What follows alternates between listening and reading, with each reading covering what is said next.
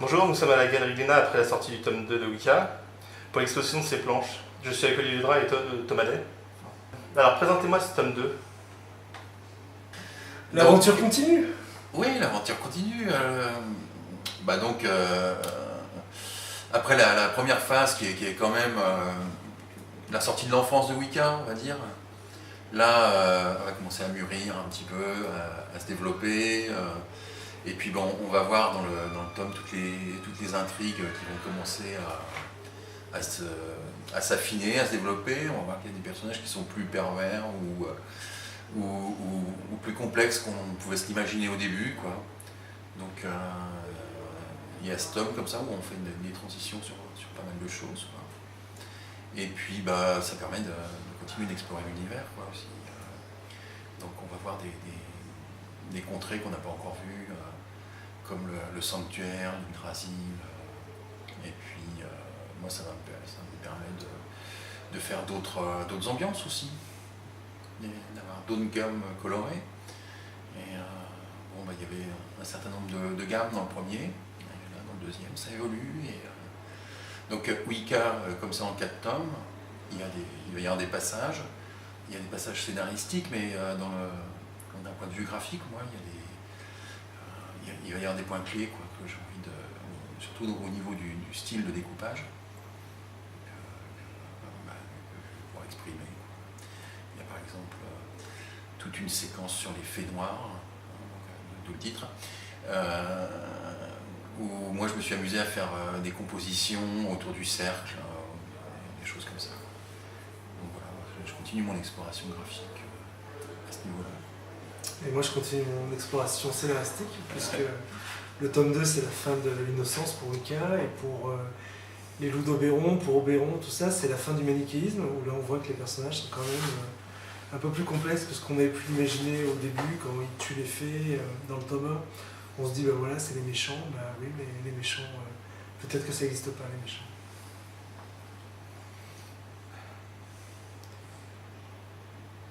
Quels sont vos retours en général sur Wicca, en fait, de manière générale? Alors, moi j'ai mes enfants déjà, qui sont des gros lecteurs de Wicca, et donc qui amènent ça à l'école, ce qui me permet de me faire engueuler derrière, vu qu'ils ont 9 et 11 ans, donc voilà, Wicca c'est peut-être un peu léger pour eux. Mais donc évidemment ils adorent, il est super et ça. Et après les retours, j'étais aux Utopia tout début novembre. Et donc j'ai vu beaucoup plus que pour le tome 1, beaucoup plus de lectrices là. Beaucoup de lectrices qui sont contentes, qui trouvent les personnages féminins intéressants. Ça revient souvent, que les personnages féminins sont réussis. Moi pareil, hein, ma femme, ma fille, sont les premiers lecteurs, hein, donc globalement, je ne vais pas raconter la fin, quoi. Ça a été un peu scotché. Mais sinon ça leur a bien plu, quoi. Là j'ai fait quelques dédicaces, tout le monde ne l'a pas lu encore, hein, mais voilà, globalement je pense que les retours sont pas mal, quoi. L'album est sorti depuis 15 jours, donc un petit peu plus maintenant, peut-être 3 semaines. J'attends tout ce qui est interview, tout ce qui est critique sur le net commence à arriver. Globalement c'est très positif. Il y a beaucoup de retours assez positifs, oui. Ouais. Et puis les retours de l'éditeur sont pas mal non plus, l'album commence assez fort. Ouais. D'ailleurs, même à l'étranger, vous l'avez vendu dans pas mal de pays. On a vendu le tome 1 dans pas mal de pays. Là, j'ai vu passer la Chine là, dans les sessions, Titan Books UK, donc l'Angleterre. Oui, on doit être à 8 ou 9 pays, quelque chose comme ça. C'est très très bien. C'est très très bien. J'avais une question en fait. Est-ce que entre vous deux, il y a eu comme un transfert de public, sachant que toi tu es écrivain, toi par Requiem, des connexions sont faites, des gens qui connaissent. Moi personnellement je ne te connaissais pas, ça m'a permis de découvrir tes bouquins et que j'ai beaucoup adoré. Moi tout simplement je vais dire un truc horrible que normalement faut pas dire, mais depuis que je fais Wicca, je vends plus de livres. C'est indéniable. Ça me rapporte plus d'argent, je vois quand même que les livres sont lus par des gens que je ne touchais pas avant.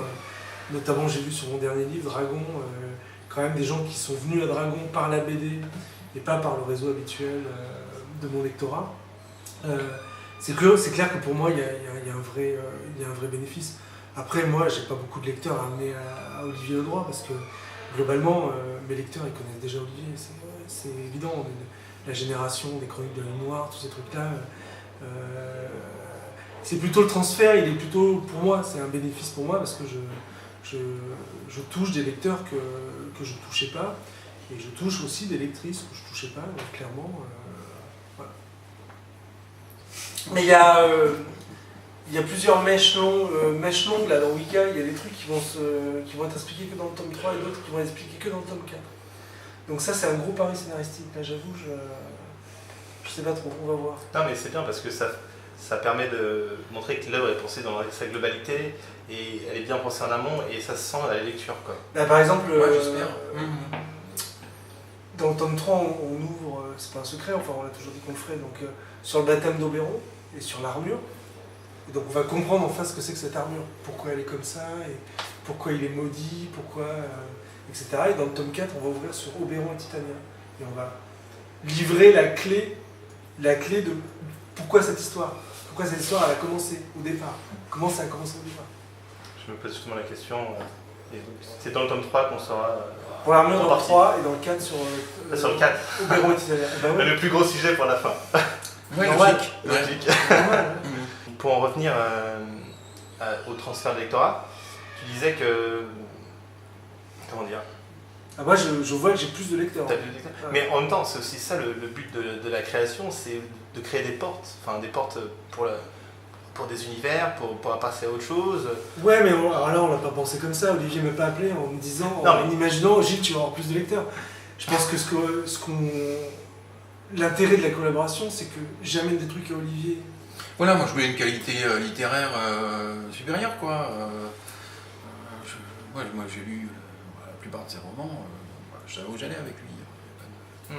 Et Le transfert, il est là, hein, c'est qu'il y a une qualité de texte, etc. Moi j'en lis de la BD, c'est pas toujours ça, quoi.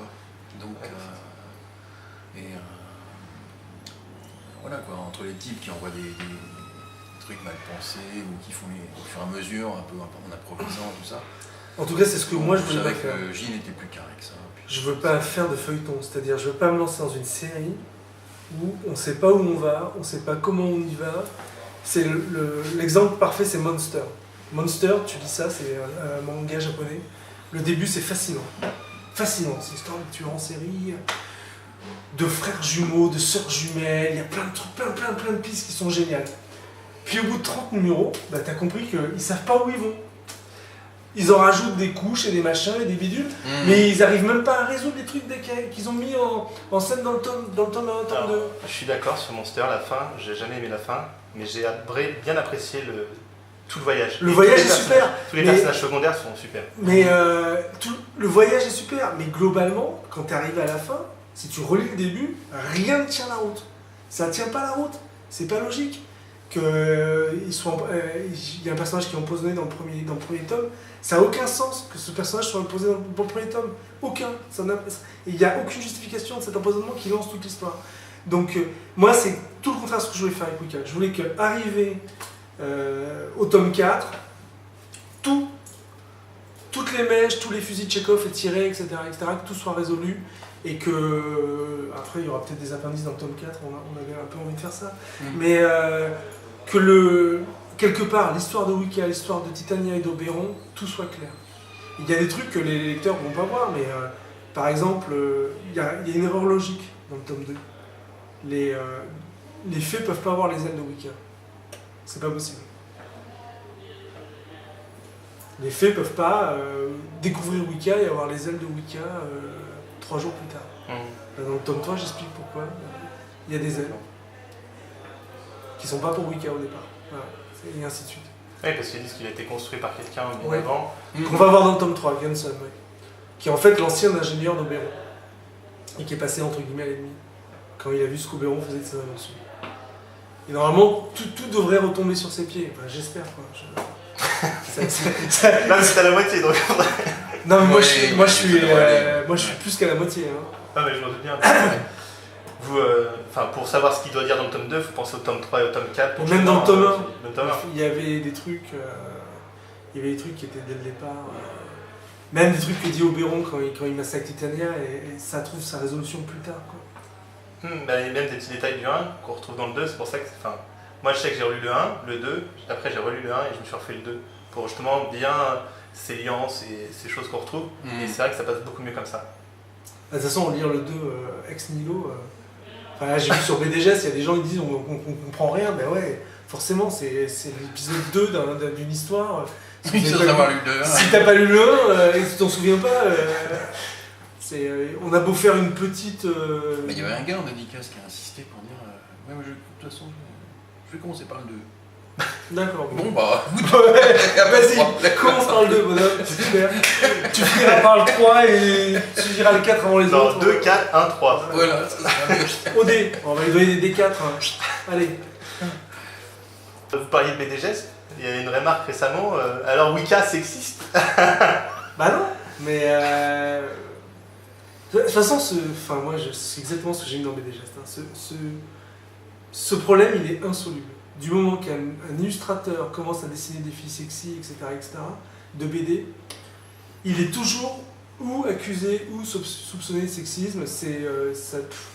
On peut remonter à Métal Hurlant, on peut remonter à bien plus loin que Métal Hurlant. Ça a toujours été comme ça dans la BD. Parce que la BD, ça a toujours été, jusqu'à très récemment, un art masculin. Il y avait quasiment. Moi j'ai dessiné pas mal de beaux mecs en BD, on m'a jamais fait le reproche. Requiem est un type superbe avec un corps incroyable, genre Iggy Pop quoi. On m'a jamais dit c'est sexiste. Donc il y a quand même une bonne dose d'hypocrisie. Oui, moi je suis pas. Vous deux par toi Woman Chains ou même dans les autres œuvres, tes personnages féminins sont très forts. Chat c'est. Oui. Et c'est pas, on peut pas. C'est pas parce qu'il y a une scène qui est c'est un lutin qui est quand même. Ouais. On peut pas. Mais bon, c'est vrai que dans notre monde, toucher les fesses d'une fille, c'est une agression. Dans le monde de Wicca, où globalement on a un roi fou qui pend des fées au plafond, en plus, j'imagine bien, Wicca, si le roi des lutins l'emmerde, le colle au mur et c'est game over, c'est fini quoi. On l'a bien vu dans le tome 1 avec les cochons. J'avais préparé une question, mais j'ai vu à l'expo. Il y avait eu des objets de Wicca aux Utopiales pour le premier tome. Oui. Là-haut, il y en a pour le deuxième tome. Oui. Si on n'a pas eu la chance de voir les premiers aux Utopiales, est-ce qu'on pourrait on pourrait les revoir? Ils sont dans d'autres expositions. Comme il n'y a pas d'autres expositions prévues tout de suite, non. En fait, l'araignée et puis la hache sont toujours chez moi, pour l'instant. Oui, pourquoi pas. Moi, j'aimerais bien qu'on ait une expo aux Imaginales, par exemple, ou quelque chose comme ça. Et au contraire, quoi. Moi, j'inviterais même bien d'autres artistes à travailler là-dessus.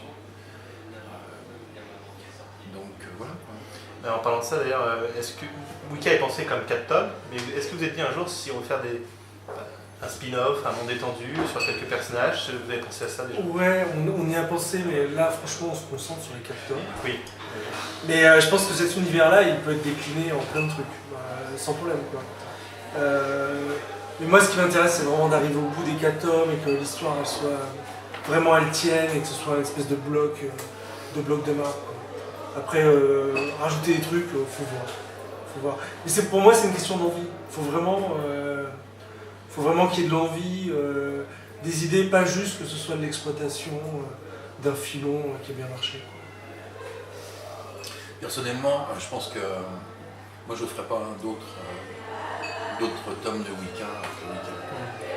Donc si on rencontre un dessinateur superbe, et puis que Gilles a une super idée, ok quoi, mais comme c'est parti là, j'ai pas l'impression que ça va se goupiller comme ça. Moi j'ai envie de faire d'autres projets après. D'ailleurs on a discuté de pas mal d'autres idées. Je pense que je suis pour qu'on fasse un bon bloc avec Wicca justement. Enfin, ça et bien pas étendre. et propre et Très bien. Quand on tire sur la corde, elle casse. Non mais. Pas toujours. Mais... ça dépend de mes cordes. Ouais. Alors, l'année dernière est sorti fait Amazon, toi récemment Dragon. Il y a juste un peu de sang avec Aurélien-Polis. Parlez-moi un peu si vous avez des projets en parallèle actuellement ou des petites choses. Bah là, moi, je viens de sortir un très gros livre qui s'appelle Gotland sur des hommages à Lovecraft avec Nicolas Fructus, dessinateur de Torrent et de Shaman Killer avec Jodorowsky. Fructus et moi, on a envie d'en faire un deuxième, donc je pense qu'on va se mettre sur un deuxième. Aurélien Polis, moi j'ai fini, ça y est, le scénar. Aurélien est en train de terminer la BD, il a été dans les dernières planches, la dernière fois que j'ai discuté avec lui, pas plus tard qu'aujourd'hui. Et j'ai écrit des scénars, mais pour le moment il n'y en a pas de vendu de CD et j'ai pas de projet de roman tout de suite. Là je me concentre sur le tome 3 de Wicca, ça va me prendre encore quelques mois et après je vais. Moi, j'ai pas d'autres projets éditoriaux, hein, mais par contre, moi je continue ma carrière de peintre à côté. Ouais, puis tu vas finir Requiem quand même. Oui, après j'ai Requiem, ouais. Oui, j'ai Requiem qui arrive après le tome 3 de Wicca. Oui, ça c'est sûr. Oui. Non, mais bon, c'est pas une nouveauté dans le sens où c'est pas un vrai nouveau projet, quoi. Vous sortirez un tome, Oui. remettre en pause, ou c'est la conclusion? Je pense que ce sera la conclusion.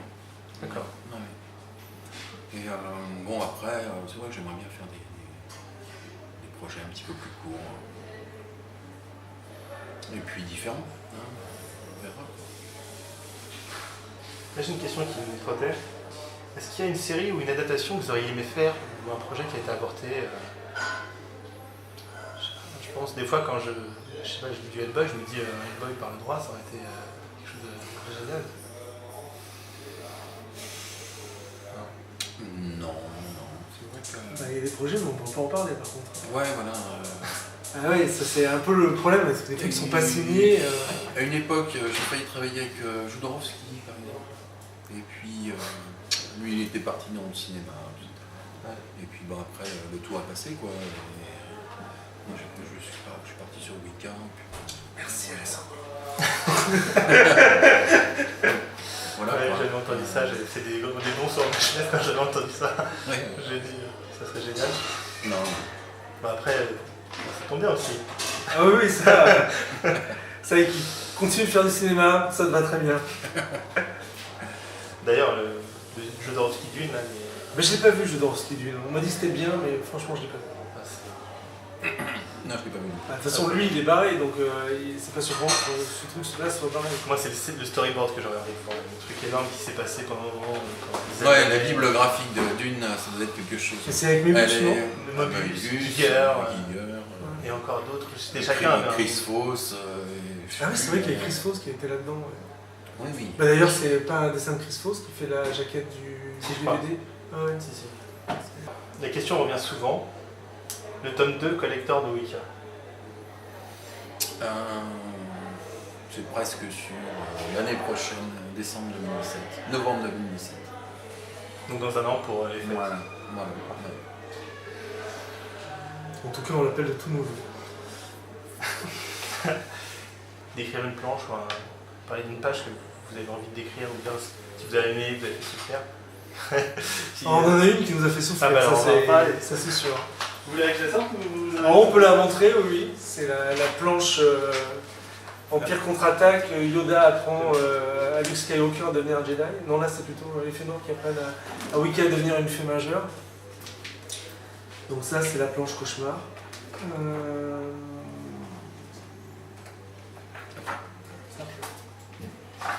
C'est encore un premier.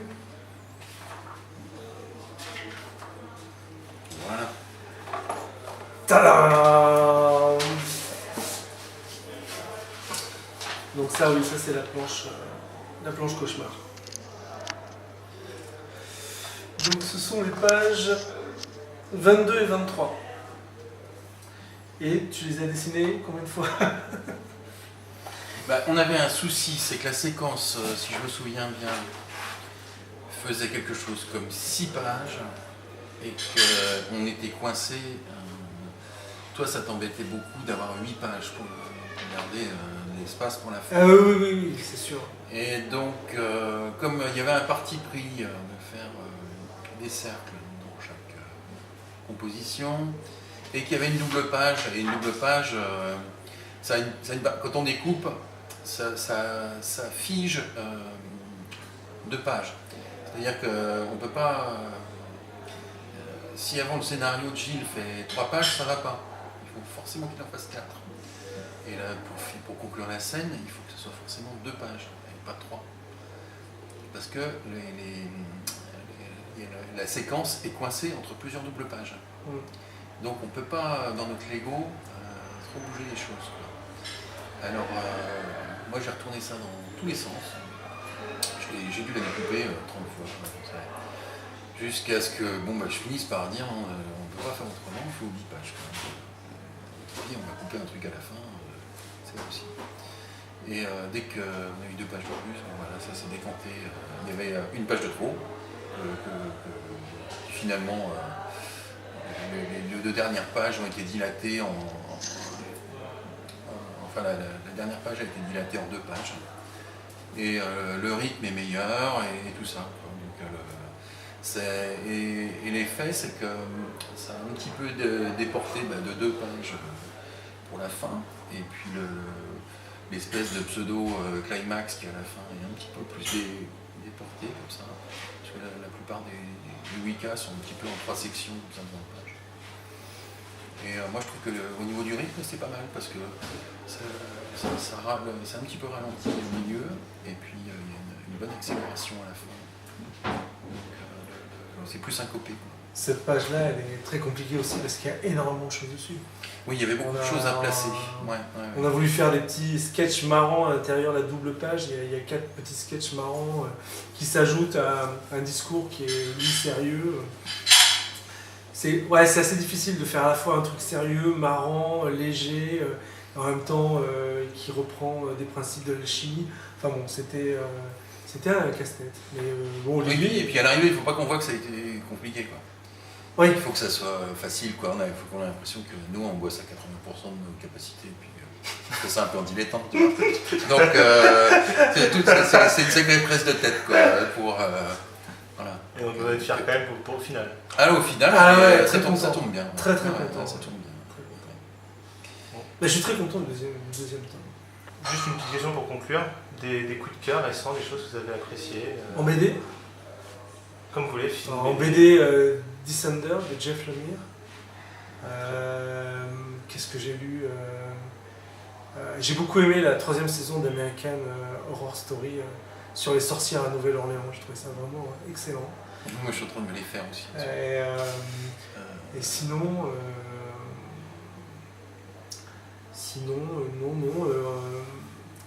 surtout des BD, l'album de Riff Raves, le dernier. Enfin, vraiment, j'ai lu des très très belles choses.